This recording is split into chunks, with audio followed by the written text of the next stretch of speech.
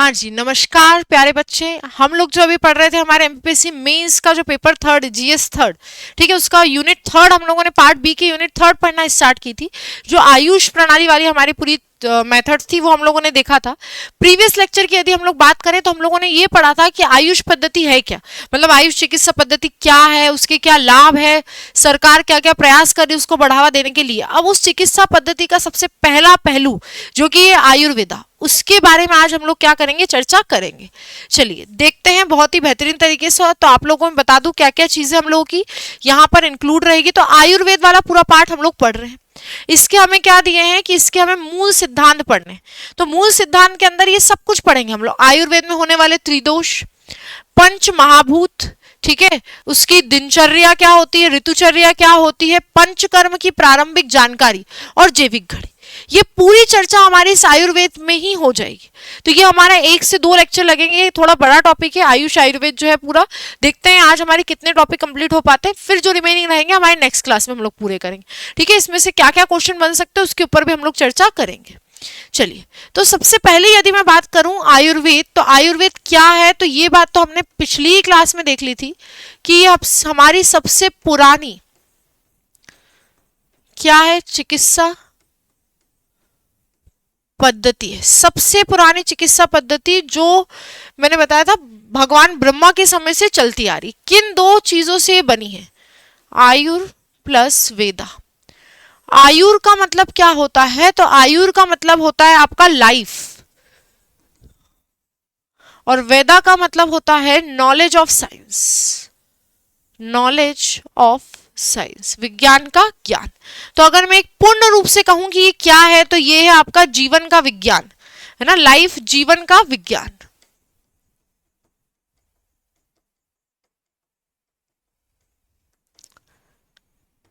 Science of life, जिसमें हमारे जीवन से संबंधित विज्ञान हमें बताया जाता है, साइंस ऑफ लाइफ।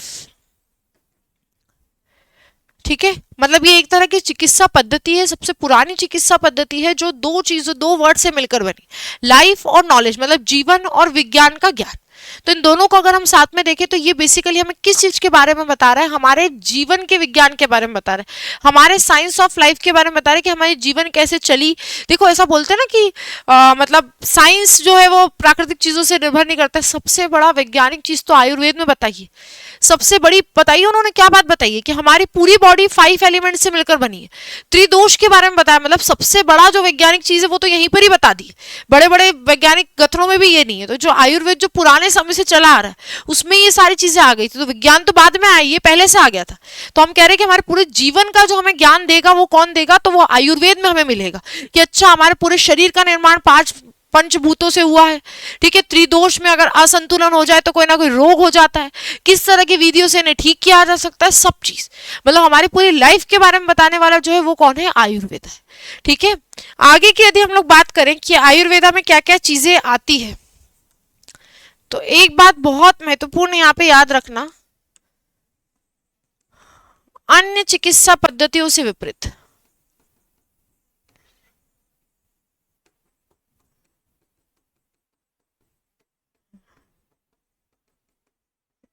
आयुर्वेद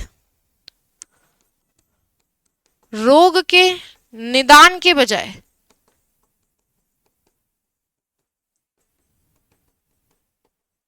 स्वास्थ्य के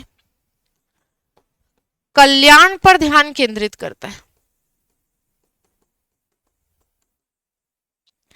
मतलब कि ये इस बात पर ध्यान केंद्रित नहीं करता है कि केवल व्यक्ति के अंदर के रोग चले जाए, व्यक्ति के अंदर का कंप्लीट हेल्थ को ठीक करने का जो काम है वो कौन करता है, आयुर्वेद।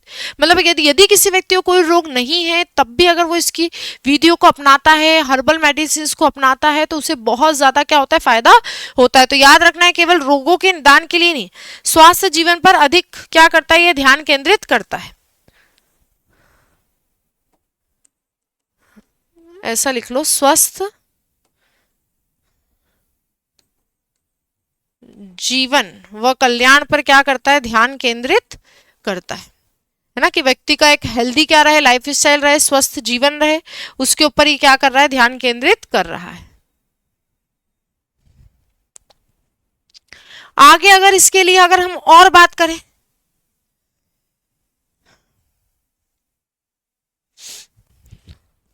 तो आयुर्वेद में क्या क्या चीजें रहती है? तो आयुर्वेद में रहता है आपका नाड़ी विज्ञान, ठीक है। ऐसा नाड़ी जो ऐसे हाथ देख के क्या कर देते, बता देते कि इनको क्या क्या रोग दोगे, सुना होगा आप लोगों ने। तो नाड़ी विज्ञान, जड़ी बूटी एवं रस चिकित्सा, ये सब इसके अंदर सम्मिलित रहता है। जड़ी बूटी व रस चिकित्सा, है ना। इसके अलावा यदि हम लोग बात करें तो गर्भाणी परिचर्या, पंचकर्म पंचकर्म आदि सम्मिलित है ना। ये सारी चीजें इसमें क्या रहती है, सम्मिलित रहती है।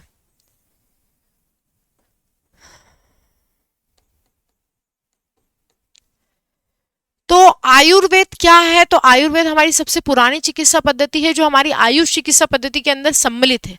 ये क्या है? तो ये एक तरह का हमारा क्या है, ये जीवन का विज्ञान है। हमें हमारे पूरे लाइफ ऑफ साइंस, मतलब पूरे साइंस ऑफ लाइफ, हमारी पूरी लाइफ का साइंस बता देता है कि हमारे बनने के पीछे किन किन चीजों का कारण है, पंचभूत क्या होते हैं, त्रिदोष क्या होते हैं, कौन कौन से रोग होते हैं, उनका निदान कैसे हो सकता है, ये सारी चीजें। और ये अन्य चिकित्सा पद्धति से विपरीत एक खास बात पर ध्यान देता है कि केवल रोगों को ठीक नहीं करना है, एक स्वस्थ जीवन को क्या करना है, हमें चलाना है, उसके ऊपर ध्यान केंद्रित करता है। ठीक है, ये शारीरिक और मानसिक दो बातों पर ध्यान केंद्रित करता है कि व्यक्ति का शरीर व मन के मध्य संबंध रहे, है ना, संबंध स्थापित रहे। मतलब व्यक्ति का शरीर और मन दोनों क्या रहे, खुश रहे, संतुलित रहे, बैलेंस रहे, उसके ऊपर आयुर्वेदा क्या कर रहा है, काम कर रहा है। इसके अंदर अलग अलग नाड़ी विज्ञान, जड़ी बूटी, रस विज्ञान, रस चिकित्सा, पंचकर्म, है ना, 60 सूत्र, ये सब इसके अंदर आते हैं, ये सब इसमें सम्मिलित है। आगे की अगर हम थोड़ी इतिहास की बात करें कि आयुर्वेद की उत्पत्ति कहाँ से हुई, ठीक है, तो मैंने आपको जैसा कि बताया, जैसा कि मुझे जानकारी है कि भगवान जो ब्रह्मा है, ब्रह्मा विष्णु महेश, उनको सबसे पहले क्या था, आयुर्वेद का ज्ञान था। आयुर्वेदा के बारे में उन्होंने अपनी जो चीजें हैं स्टार्ट करी। फिर उन्होंने दक्ष प्रजापति जो कि माता सती के क्या थे, पिता थे, इनके पुत्र थे, उन्हें क्या किया, ये ज्ञान दिया। फिर उसके बाद अश्विनी कुमार को ये ज्ञान मिला, उन्होंने ये किन्हें दिया, भगवान इंद्र को। और बाद में ऋषि मुनि, है ना, ऋषि मुनियों तक ये ज्ञान पहुंचा, जिसके अंदर कौन कौन थे, भारद्वाज, कश्यप और धन्वंतरी। धन्वंतरी यहाँ पे स्पेसिफाइड। और फिर बाद में बने अष्टांग वेदक। अब ये क्या होते हैं इसके बारे में मैं आपको अभी बता रही हूँ। मतलब इस तरह से कुछ हिस्ट्री चल रही थी और मतलब बहुत प्राचीन काल से ही चलता आ रहा है, आज का नहीं है। और मैंने धन्वंतरी के ऊपर हाईलाइट क्यों किया है, क्योंकि अगर आपसे कभी भी पूछ लिया जाए कि हमारे जो आयुर्वेदा के हाँ जी, अगर आपसे कभी पूछ लिया जाए कि आयुर्वेद के देवता कौन है, देखो एक तो फादर होते हैं, एक देवता होते हैं। तो अगर आपसे कभी भी पूछ लिया जाए कि आयुर्वेद के देवता कौन है, तो याद रखना भगवान धन्वंतरी को माना जाता है। जबकि फादर ऑफ आयुर्वेद अगर आपसे मैं पूछूं, आयुर्वेदा के जनक कौन है, फादर ऑफ आयुर्वेद अगर आपसे पूछा जाए, तो फिर आप चरक लिख कर आएंगे। ठीक है, अभी मैं बताऊंगी चरक सूत्र ये सब क्या होते हैं, तो चरक लिख कर आएंगे। और अगर आपसे पूछा जाए आयुर्वेद दिवस कब बनाया जाता है, तो धन्वंतरी जयंती को।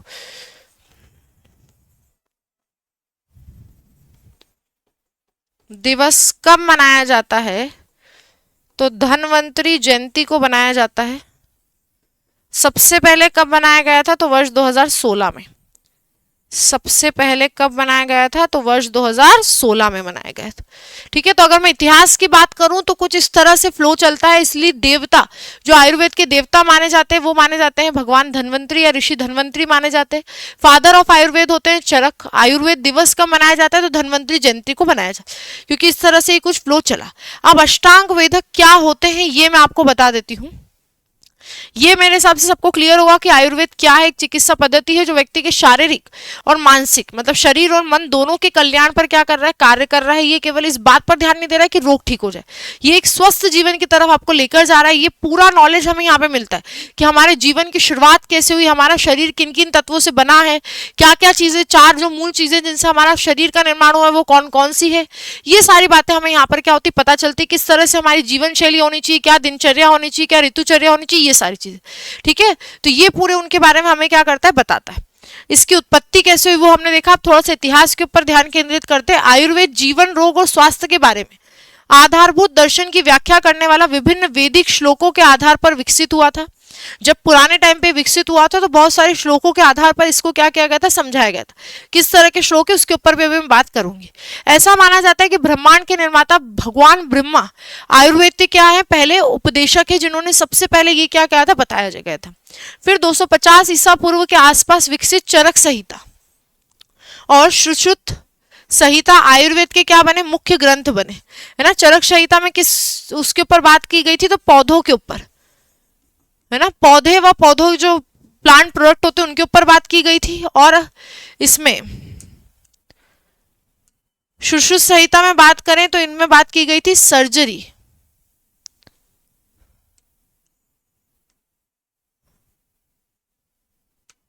हाँ, इसमें किसके ऊपर बात की गई थी, सर्जरी के ऊपर बात की गई थी।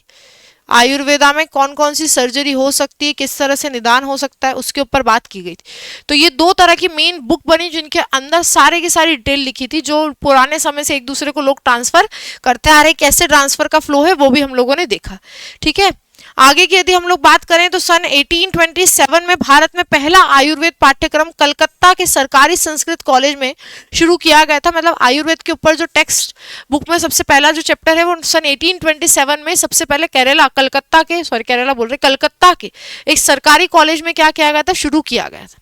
तो मतलब इस तरह से इतिहास चलता आ रहा है, चीजें आगे बढ़ती गई। आगे बढ़ते हैं अब मेन हमारी बातों पर। अभी जो हमने बोला अष्टांग वेदक की क्या हुई, खोज हुई, यहाँ पर ये ऋषियों ने क्या किया, अष्टांग वेदकों के बारे में बताया हमें आयुर्वेद में, ठीक है। तो आयुर्वेद क्या होता है वो हमने जान लिया बच्चे, बिल्कुल आसानी से समझना इसको, है ना। बिल्कुल भी ऐसा नहीं कि मैडम क्या है ये, बिल्कुल अच्छे से हम लोग सब इसका उपयोग कर रहे हैं।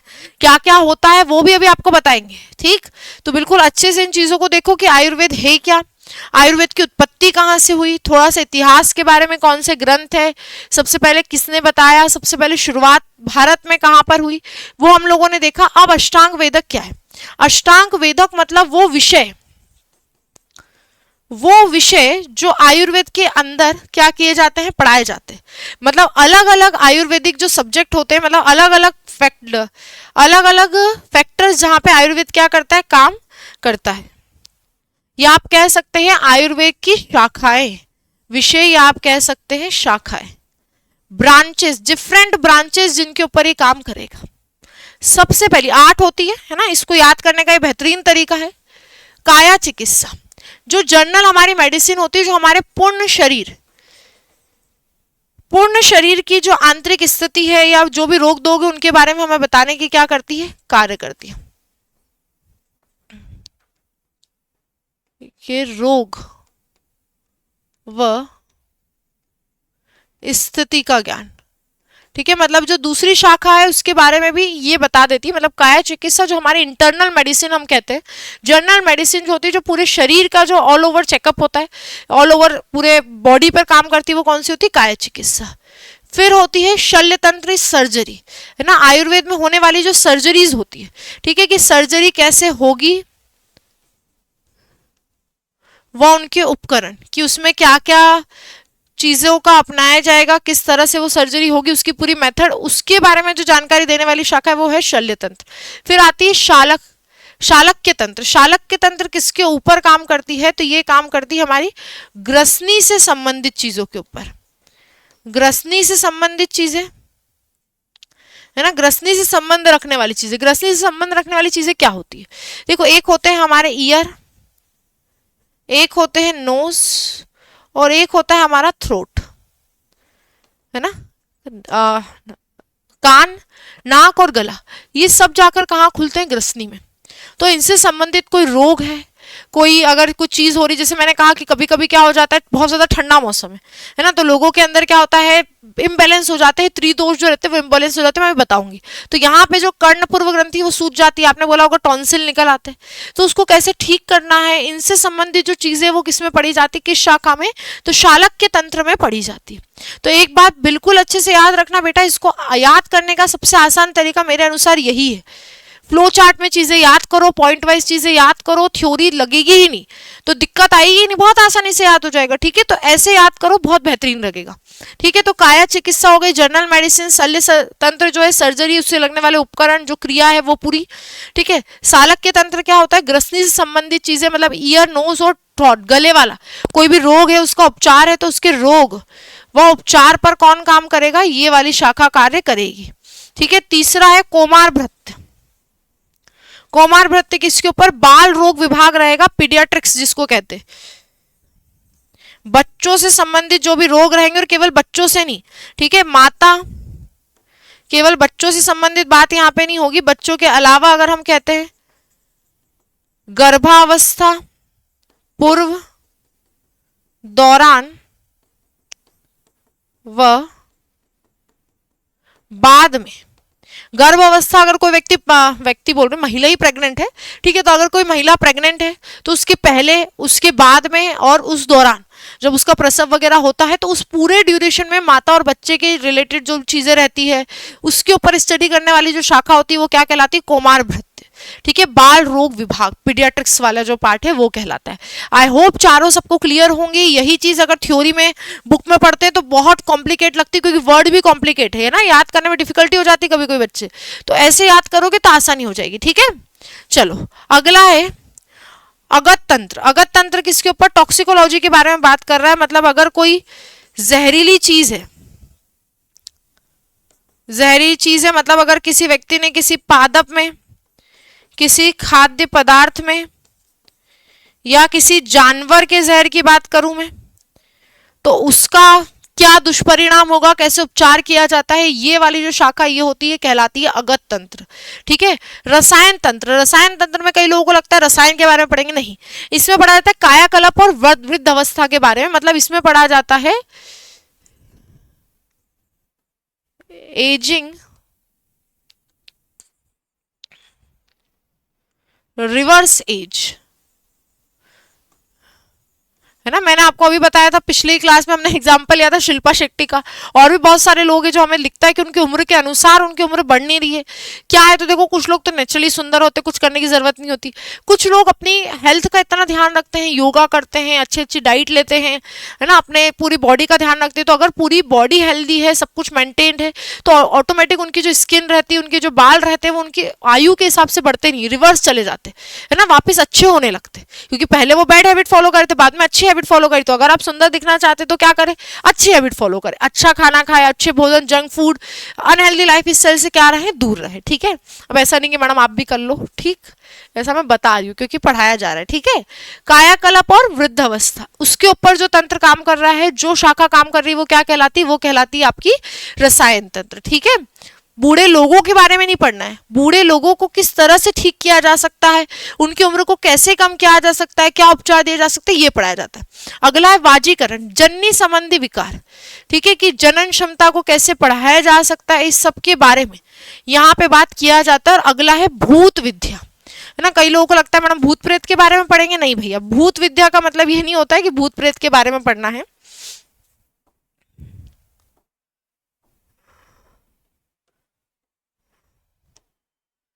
हाँ जी, चौथा ये था। फिफ्थ मनोचिकित्सा विज्ञान। मनोचिकित्सा विज्ञान मतलब साइकोलॉजी।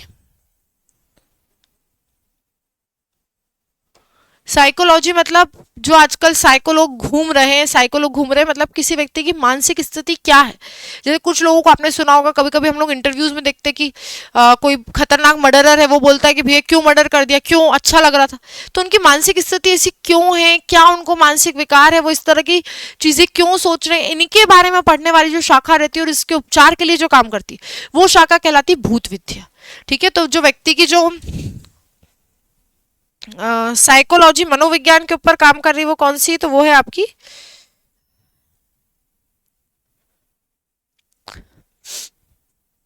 वो कौन सी शाखा है, तो वो शाखा कहलाती है कौन सी, भूत विद्या। ठीक है, चलो बढ़ते हैं आगे।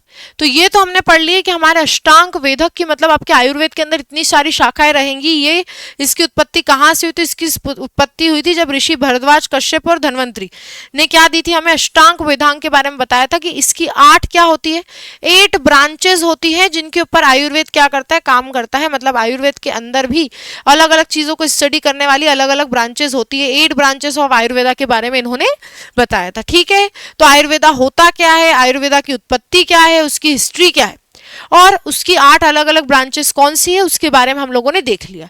आगे बढ़ते हैं। अब आयुर्वेद के अनुसार मानव शरीर 4 मूल तत्वों से क्या होता है, निर्मित होता है। मैंने बताया ना आयुर्वेद में हम लोग पढ़ क्या रहे, साइंस ऑफ आवर लाइफ, कि हमारा पूरी जो लाइफ है, हमारा पूरा जो शरीर है, हमारा पूरा जो जीवन है, उसकी उत्पत्ति कैसे हुई, किन चीजों से मिलकर वो बना। तो आयुर्वेद मानता है किन चीजों से मिलकर बना है, 4 चीजों से, है ना। पढ़ो इस सूत्र को, हमने पहले अभी मैंने बताया ना कि जो पुराने टाइम में उन्होंने अलग अलग श्लोक दिए थे। तो ये श्लोक क्या कहता है, दोष धातु मल मूलम ही शरीरम। दोष क्या क्या चीजों के ऊपर इन्होंने ध्यान केंद्रित किया है, देखो पहला तो क्या है, दोष, दूसरा है धातु,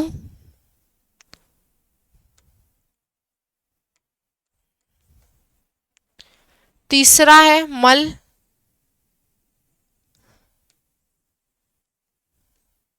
ठीक है, मूलम ही शरीरम है। और इसके साथ एक और जोड़ा गया था बाद में, जो क्या था, अग्नि। तो जो मैंने 4 लिखा है, चारों में कौन कौन से, तो पहला आता है दोष, दूसरा आता है धातु, तीसरा आता है मल और चौथा आता है अग्नि। और ये माना जाता है कि किसी भी व्यक्ति का शरीर इन चारों चीजों से मिलकर बना हुआ है। दोष धातु मल मूलम ही शरीरम है, ये श्लोक आया था। उसके बाद फिर उन्होंने एक और चीज को इंक्लूड किया इसमें, अग्नि को। ठीक है, तो इस तरह से हम मानते हैं कि 4 मेन कंपोनेंट है, 4 मेजर फैक्टर।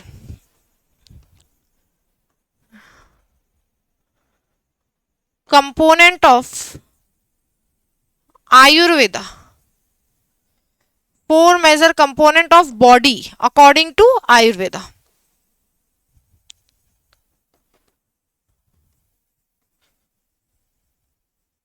ठीक है, ये इंग्लिश में लिखने का अर्थ ये है कि इंग्लिश में ये बात ज्यादा अच्छे समझ में आती है कि 4 मेन कंपोनेंट माने जाते हैं हमारे शरीर के अकॉर्डिंग टू आयुर्वेदा। ठीक है, कौन कौन से, तो मैंने अभी बता दिया है, दोष धातु मल अग्नि, दोष धातु मल अग्नि। अभी के अभी याद कर लो, अब ये क्या होते हैं इनके बारे में हम लोग चर्चा करते हैं।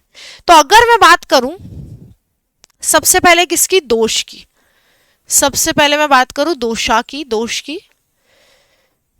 तो जो हमारे दोष रहते हैं वो 3 होते हैं, त्रिदोष कहलाते हैं। अभी इसको डिटेल भी हम लोग करेंगे।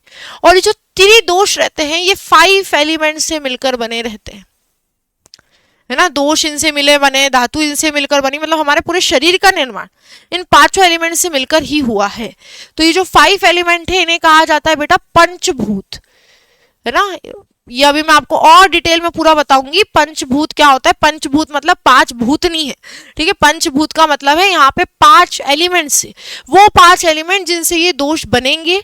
और ये दोष का क्या कॉन्सेप्ट है वो मैं अभी आपको बताऊंगी कितना क्रूशियल है।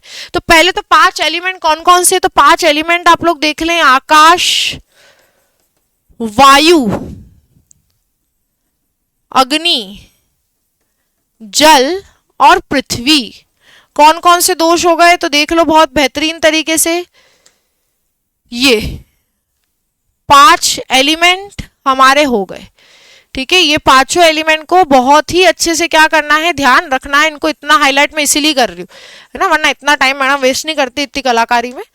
पर आज इतना हाईलाइट इसीलिए क्या, ताकि आप लोग देख लें कि ये 5 एलिमेंट है, इनसे बनेंगे हमारे क्या, तो इनसे मिलकर बनते हैं हमारे त्रिदोष। कौन कौन से त्रिदोष होते हैं, आकाश और वायु से मिलकर बनता है कौन सा, तो बनता है वात। कौन सा बनता है बेटा, वात, वात दोष।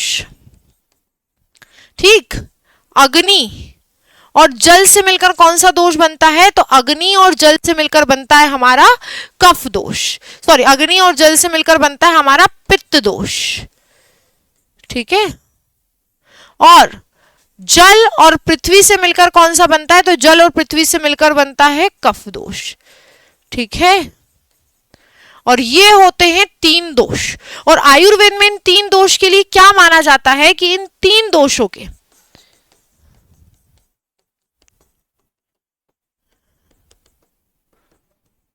इक्विलिब्रियम से मतलब इनके समरूप होने से, इनके संतुलित होने से ही, है ना। मैं क्या कह रही हूं, इन तीन दोषों के इक्विलिब्रियम से क्या रहता है, तो आपका शरीर क्या रहता है, स्वस्थ रहता है। अगर इनमें क्या हुआ, ये अगर असंतुलित हो गए, इनमें से किसी भी एक का मान बढ़ गया, किसी एक का प्रकोप बढ़ गया, ये असंतुलित हो गए, तो क्या हो जाएगा, व्यक्ति को कोई ना कोई रोग, कोई ना कोई बीमारी हो जाएगी। तो हमने कहा कि जो हमारा पूरा शरीर है वो 5 एलिमेंट से मिलकर बना है। पहले तो हमने क्या कहा कि पूरा शरीर 4 चीजों से मिलकर बना है, दोष, धातु, मल, अग्नि। अब इसमें से दोष क्या है, तो दोष, धातु, ये सब किससे, तो 5 एलिमेंट से मिलकर बने। 5 एलिमेंट आकाश, वायु, अग्नि, जल, पृथ्वी। आकाश और वायु मिलकर बनाते आपके वात दोष, अग्नि और जल मिलकर बनाते पित्त दोष, और जल और पृथ्वी मिलकर बनाते कफ दोष। तो ये जो त्रिदोष है ना, इनका बैलेंस हमारी बॉडी में बहुत जरूरी होता है। अभी इनको डिटेल में भी हम लोग देखेंगे। यदि इनका बैलेंस बिगड़ जाए तो हम क्या कहते हैं कि व्यक्ति को कोई ना कोई क्या हो जाएगा, रोग हो जाएगा। अब ये क्या काम करते हैं, कहाँ पर इनका स्थान होता है, किस मौसम में ये प्रभावी हो जाते हैं ज्यादा, किस अवस्था में, बाल्य अवस्था में कौन सा ज्यादा रहता है, किशोर अवस्था में कौन सा, हर चीज हमें देखनी है। तो अभी त्रिदोष को हम लोग डिटेल करेंगे, पर पहले हम लोग चारों को पढ़ लेते हैं, उसके बाद त्रिदोष, पंचभूत, अभी सब कुछ डिटेल हमें पढ़ना है। फिर हमने कहा 7 क्या होते हैं, 7 धातु होती है। 7 धातु कौन सी, तो भाई 7 जो धातु होती है,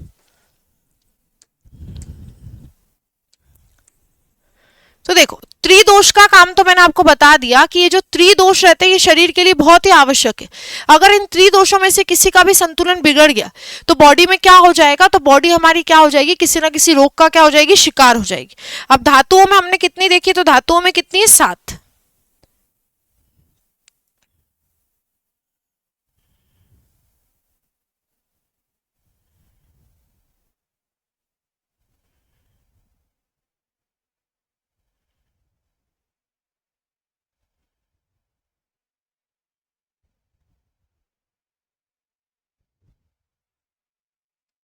ठीक है, 7 धातुएं क्या करती है, शरीर को पोषण प्रदान कर उसकी संरचना बनाने का कार्य करती है। मतलब हमारी जो शारीरिक संरचना है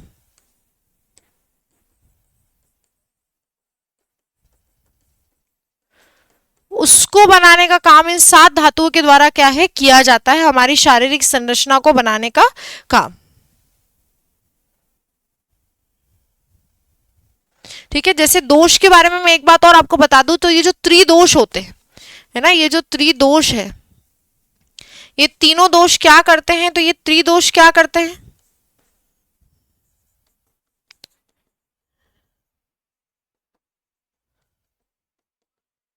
पोषक पदार्थ का प्रतिफल व ऊतक का निर्माण, ये भी इनका कार्य होता है।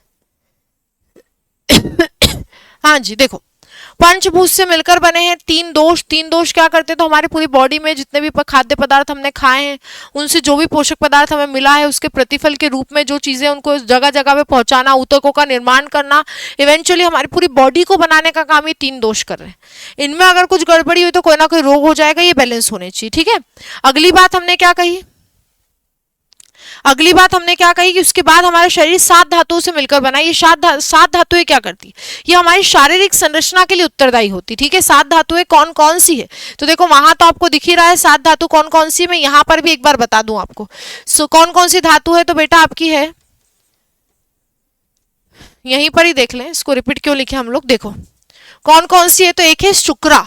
शुक्रा जो किसके लिए रिस्पॉन्सिबल होती है, शुक्रा मतलब हमारे वीर्य वगैरह रिप्रोडक्टिव सिस्टम के लिए जो रिस्पॉन्सिबल होती है उसके निर्माण का जो कार्य करती है। अगली आती है मज्जा। मज्जा मतलब हमारे तंत्रिका तंत्र को निर्मित करने वाली जो धातु होती है वो।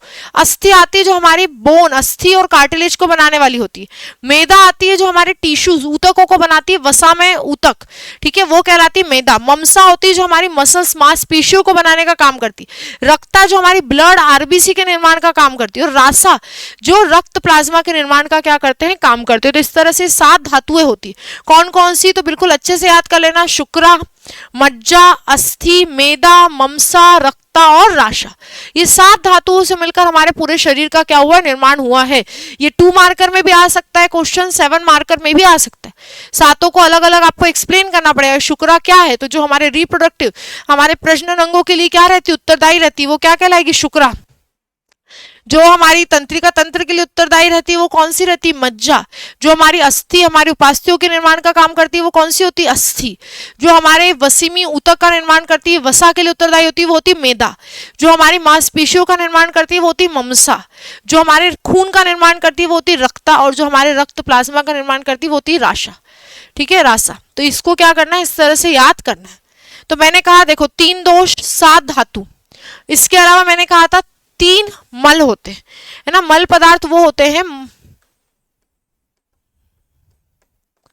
अपशिष्ट पदार्थ जिनसे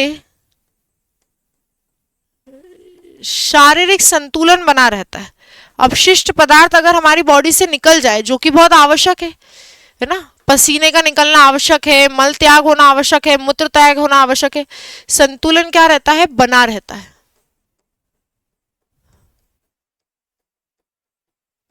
तो वो पदार्थ जो हमारे पूरे शरीर का संतुलन बनाए रखते हैं, जो मतलब बॉडी जिनके कारण बैलेंस रहती है, क्योंकि हमारे शरीर में केवल हमें पोषक पदार्थ खाना या उन्हें पचाना नहीं है, निर्माण नहीं है। जो अपशिष्ट पदार्थ उनका बाहर निकलना भी जरूरी है। ये नहीं होगा तो बॉडी में बहुत सारी गंदगी जमा हो जाएगी, है ना। इसको निकालने के लिए भी पंचकर्म क्रिया करवाई जाती है, बहुत सारी अलग अलग आयुर्वेद में क्रियाएं होती है ना। उल्टी करवाई जाती है, मल त्याग करवाया जाता है, ताकि जो गंदगी अंदर जमा है उसको क्या कर दे, निकाल दे। तो अपशिष्ट पदार्थों का भी हमारी बॉडी में बहुत मेन रोल है। अपशिष्ट पदार्थों में कौन कौन से 3 होते हैं, पुरुषा मतलब जो स्टूल वगैरह होता है, मल त्याग, ठीक है, मूत्र यूरिन और श्वेत पसीना। इन तीनों अपशिष्ट पदार्थों का निकलने से हमारे शरीर में क्या रहता है, संतुलन बना रहता है चीजों का। तो 3 तरह के अपशिष्ट पदार्थ याद रखना, त्रिदोष, 7 धातु, 3 मल जो अपशिष्ट पदार्थ है वो। और उसके बाद मैंने आपको क्या बताई थी, अग्नि। हाँ जी, एक और चीज क्या बताई थी, तो मैंने बताई थी अग्नि। अग्नि क्या होती है वो मैं आपको यहीं पर ही बता रही हूँ। अग्नि का कार्य क्या होता है, 2 काम करती है ये। एक तो हमारे मेटाबॉलिज्म को बनाए रखती है, उपापचयी क्रियाओं को करवाने का काम करती है ना, जो है हमारी पाचन श्वसन ये सब करवाने का काम करती है। और वो करवाने के लिए ये हमारे शरीर में जितने भी एंजाइम है ना, जितनी भी ग्रंथि है, उनको क्या करती है, बैलेंस करके रखती है। तो अग्नि जो है हमारी बॉडी में 4 मूल तत्वों में से एक है। अग्नि जो हमारी बॉडी का मेटाबॉलिज्म बनाए रखेगी, सारी क्रिया करवाने का कार्य करेगी।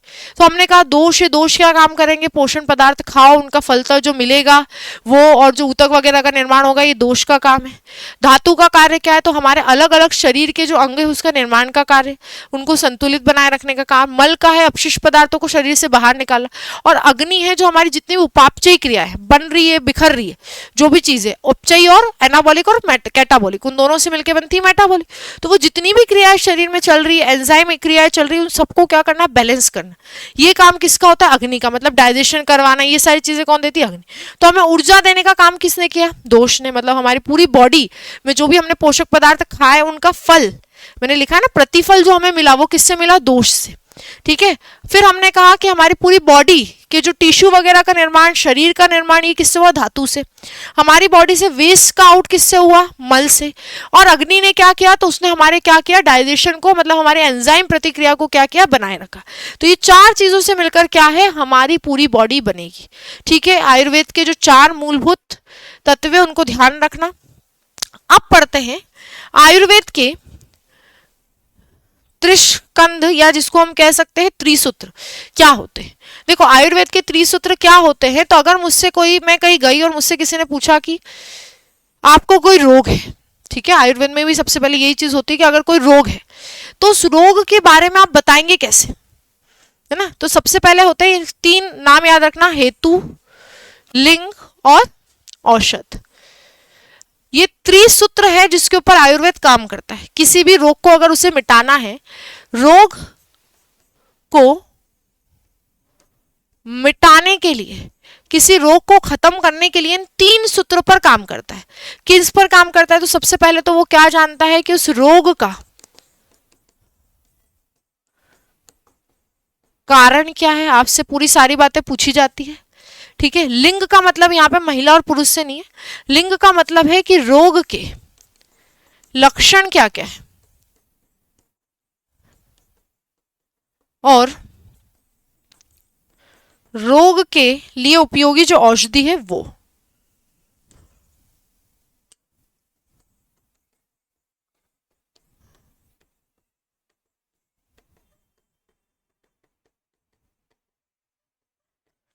इन बातों पर क्या कर रहा है, वो ध्यान केंद्रित कर रहा है।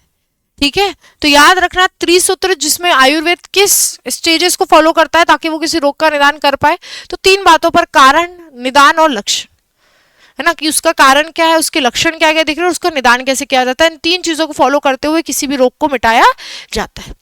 ठीक है, तो देखो बच्चे, आज की क्लास बिल्कुल फ्लो में चल रही है, एक एक चीज ना कुछ भी आगे पीछे नहीं कर रही हूं मैं।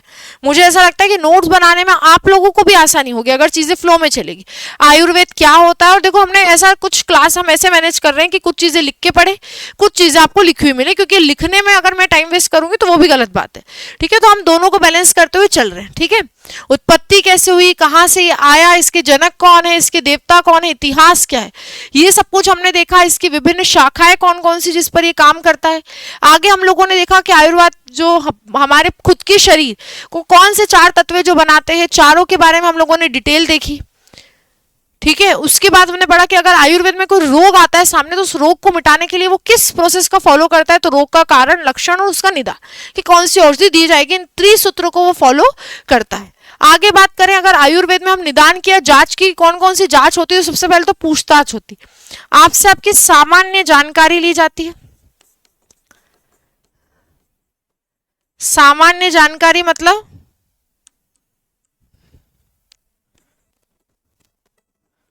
पुराने रोग, लिंग, आयु, अब ऐसा नहीं लिंग तो दिख ही जाता है कि जेंडर महिला है कि पुरुष है, पर बाकी आयु क्या है।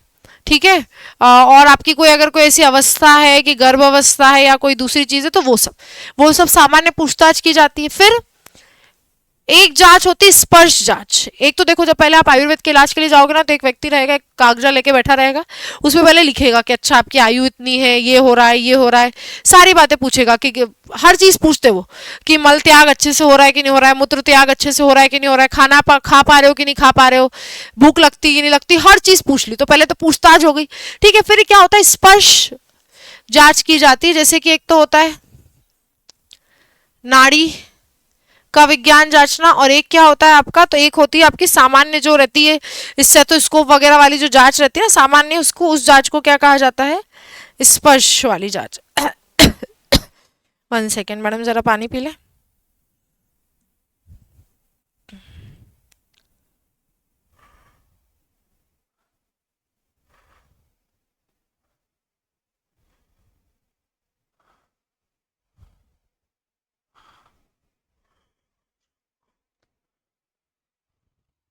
हाँ जी, तो भाई क्या क्या किया जाता है, देखो, नाड़ी परीक्षण सॉरी,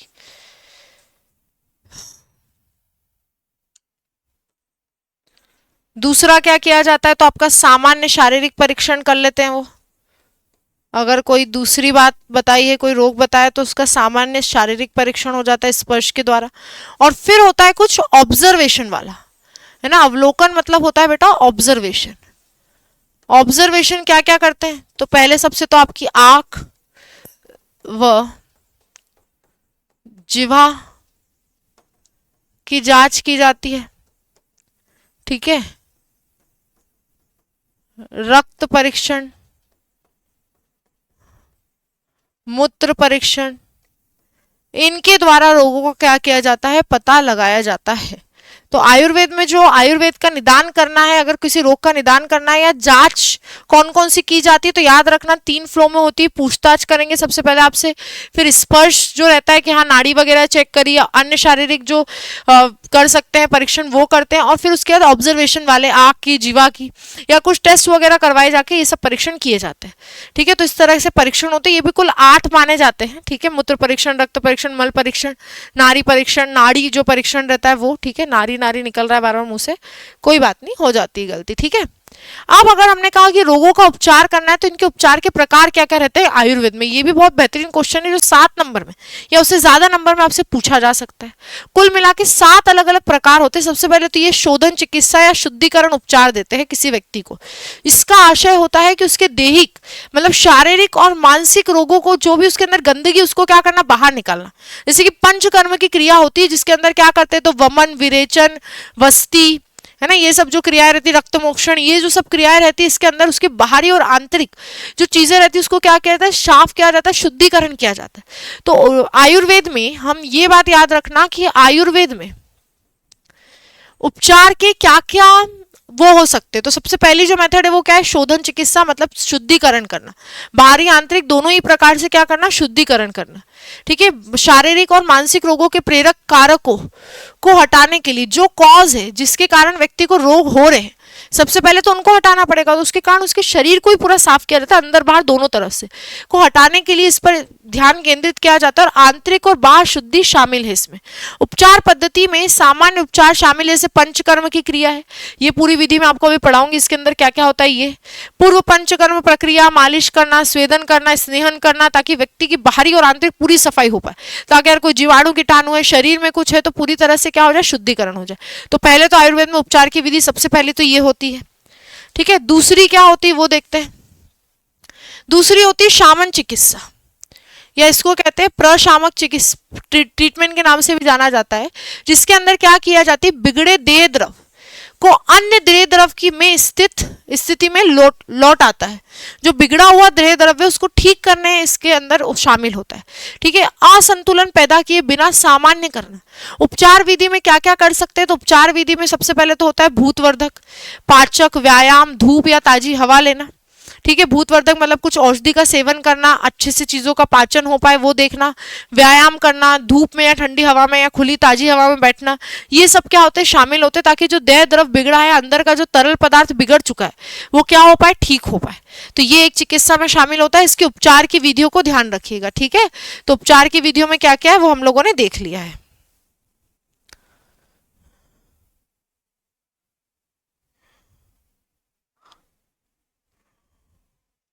अगला है पथ्य व्यवस्था। आहार तथा क्रियाकल्पों का सुझाव देते हैं आपको। तो देखो पहले तो क्या किया, शुद्धिकरण कर लिया, बढ़िया, आप जो भी रोग दोग बताया उसको सबको हटा दिया। फिर जो बिगड़ा हुआ देह द्रव है, अंदर जो लिक्विड है, अगर उसमें भी कोई समस्या है तो फिर व्यायाम देते हैं आपको, बोला था धूप में बैठो, खुली ताजी हवा खाओ, कुछ औषधि दी जाती है, भूतवर्धक औषधियाँ दी जाती है। ठीक है, ये सब किया जाता है। फिर तीसरी आती है कौन सी, देखो दूसरी हमने बोली शामन चिकित्सा, तीसरी कौन सी आती है, पथ्य व्यवस्था। अच्छा खाओ, अच्छे रहो, उसके ऊपर ये काम करती है कि कैसा आहार आपको लेना है और किस तरह की गतिविधियों का आपको पालन करना है। ठीक है, आहार, गतिविधि, संकेत और भावात्मक स्थिति का सूचक यहाँ पे इंडिकेट किया जाता है। ठीक है, मतलब पाचन के अनुकूलन, भोजन की आत्मसात करने पर यहाँ पे बल शामिल किया जाता है कि किस तरह से आपको भोजन लेना है जिससे आपकी शारीरिक और मानसिक दोनों ही स्थिति क्या रहे, ठीक बनी रहे। फिर उसके बाद जो चौथी आती है वो आती है सातवज्य थेरेपी, जिसके अंदर मनोवैज्ञानिक प्रभाव चिकित्सा पर ध्यान दिया गया है, व्यक्ति की साइकोलॉजी को चेक किया गया है, उसको कोई दिक्कत तो नहीं है, कोई पहले का ट्रॉमा या कुछ है तो उसको सबको चेक करके उसके ऊपर काम किया गया है।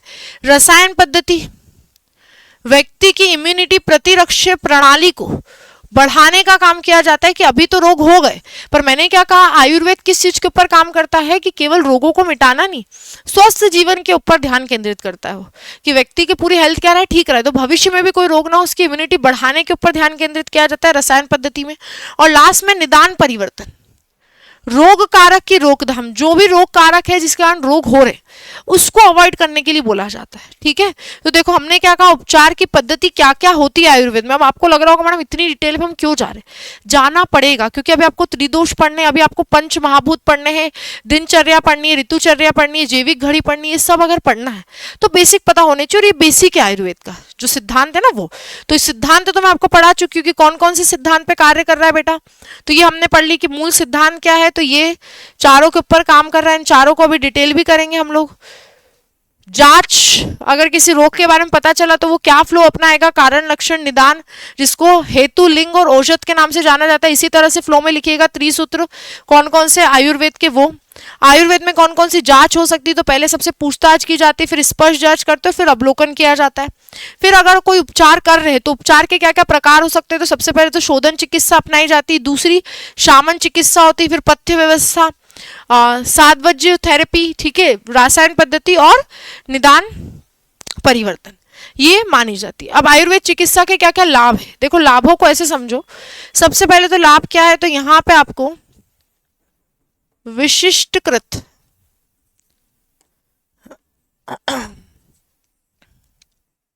उपचार दिया जाता है। हर व्यक्ति को एक स्पेशलाइज्ड ट्रीटमेंट दिया जाता है। स्पेशलाइज्ड ट्रीटमेंट का मतलब है जिस तरह से उसके रोग है उसके हिसाब से उसको ट्रीटमेंट दिया जाता है। मतलब यहाँ पे स्वस्थ व्यक्तियों को भी विभिन्न श्रेणियों में वर्गीकृत किया जाता है कि कहीं पर उसके अंदर कोई वात पित्त कफ इनमें कोई इम्बैलेंस तो नहीं है, किस तरह का व्यक्ति मतलब उसके अंदर कौन सी चीज ज्यादा डोमिनेंट हो रही है, ये सबको चेक करके स्वस्थ व्यक्तियों को भी ये पद्धति उपयोग करने का मतलब इसमें ऐसा है कि आयुर्वेद ऐसा नहीं कि रोग हो तो ही उपयोग करो, कोई भी उपयोग कर सकता है, ठीक है। तो पहले तो ये हो गया, और जब भी उपयोग होगा तो एक विशिष्टीकृत उपचार दिया जाता है। जैसे एलोपैथी में कैसा है कि किसी को सर दर्द हो रहा है, पैरासीटामोल खा लो, एक ही दवाई चल रही है, डोलो 650 mg खा लो, बुखार आ रहा है तो। पर यहाँ ऐसा नहीं, यहाँ अगर किसी व्यक्ति को बुखार है या कोई चीज़ है तो क्यों हो रहा है उसके कारण तक पहुंचेंगे, थोड़ा कॉम्प्लेक्स है पर हाँ हर व्यक्ति के अलग अलग यहाँ पे उपचार किए जाते हैं, ठीक है। आयुर्वेद भोजन और जीवन शैली में सरल परिवर्तनों द्वारा रोगों को दूर रखता है। मतलब आपको बहुत ज्यादा कुछ नहीं करना रहता, थोड़े बहुत परिवर्तन करके भी ये रोगों को आपसे क्या रख सकता है, दूर रख सकता है। तो ये इसका एक अच्छा कारण हो गया। अगली चीज, औषधि स्वस्थ लोगों के लिए भी उपयोगी होती है, जो ऊपर हमने बताया कि स्वस्थ लोग भी इसको ले सकते हैं, ठीक है। और ये चिकित्सा जो है पद्धति अपेक्षाकृत कैसी होती है, सस्ती होती है।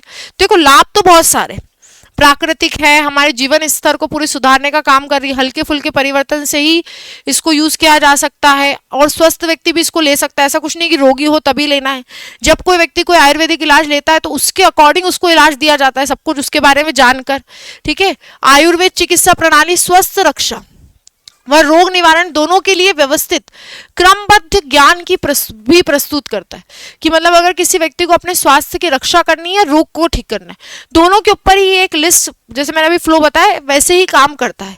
आयुर्वेद विज्ञान मनुष्य नहीं अपितु प्राणी मात्र के कल्याण के लिए भी उनके शारीरिक मानसिक और आध्यात्मिक सभी पक्षों पर क्या करता है, सकारात्मक प्रभाव डालता है। केवल ऐसा नहीं है कि आपके मनुष्य ही ऐसा कर पा रहे हैं, ठीक है, अन्य जीव जंतुओं पर भी इसका प्रभाव पड़ेगा, क्योंकि अगर हम ठीक रहेंगे तो बाकी पूरे जितने भी हमारे आसपास के एलिमेंट है उनके ऊपर भी क्या पड़ेगा, असर पड़ेगा। तो हर व्यक्ति के शारीरिक मानसिक आध्यात्मिक पूर्ण रूप से उसको सकारात्मक प्रभाव डालता है, ठीक है। दवाएं क्या रहती है यहाँ पे, अपेक्षाकृत कम दुष्परिणाम देती है, मतलब प्राकृतिक रहती है तो कोई नुकसान नहीं है। और इसमें रोग कैसे रहते हैं, तो समूल नाश पर बल दिया जाता है। मतलब रोगों को केवल ठीक नहीं करना है अपितु पूर्ण नष्ट, और ऐसा करना है ताकि वो भविष्य में भी कभी ना हो।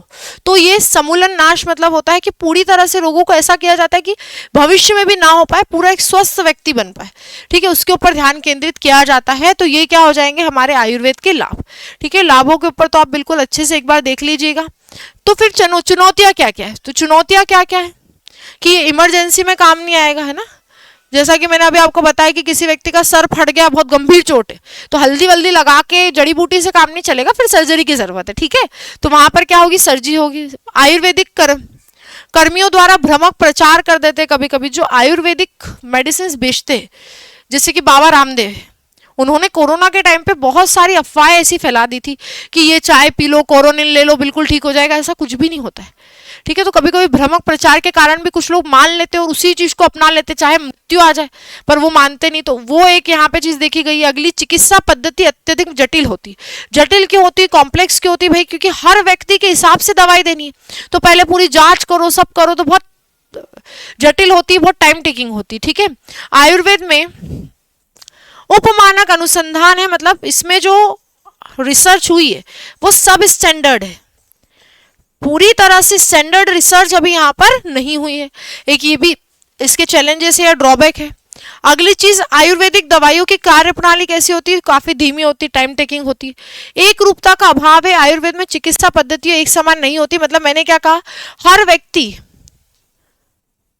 व्यक्ति अनुसार उसको क्या किया जाता है, दिया जाता है, तो एक रूपता नहीं होती। तो पहली बात तो कोई भी ऐसा नहीं कि जैसा हमारी एलोपैथी की बात करें तो हम दवाई वाले के पास गए, वो भी अपने को दवाई दे देता है कि ठीक है खांसी हो रही है, ये वाली दवाई ले जाओ। होम्योपैथिक में या आयुर्वेदिक में ऐसा नहीं है। आयुर्वेदिक दवाई हर व्यक्ति के लिए अलग है, वेरी करती है पर्सन टू पर्सन, तो इसीलिए एक रूपता का अभाव है, तो इसको कोई भी नहीं ले सकता, कोई भी दे भी नहीं सकता।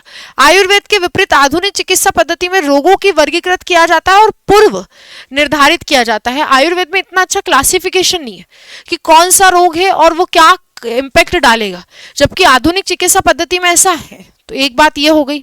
अगला है मानदंडों के अनुसार इलाज किया जाता है ना। यहाँ पर जो पुराने जो स्टैंडर्ड है उसके हिसाब से क्या किया जाता है, इलाज किया जाता है। और मान्यता का अभाव है, मतलब यहाँ पर जो विभिन्न देशों में आयुर्वेद की चिकित्सा पद्धतियों से मान्यता नहीं है, मतलब कुछ कैसे यूज कर रहे हैं, कुछ क्या यूज कर रहे हैं, मतलब कोई स्टैंडर्ड नहीं है, तो मान्यता का अभाव है, ऑथेंटिसिटी का अभाव है।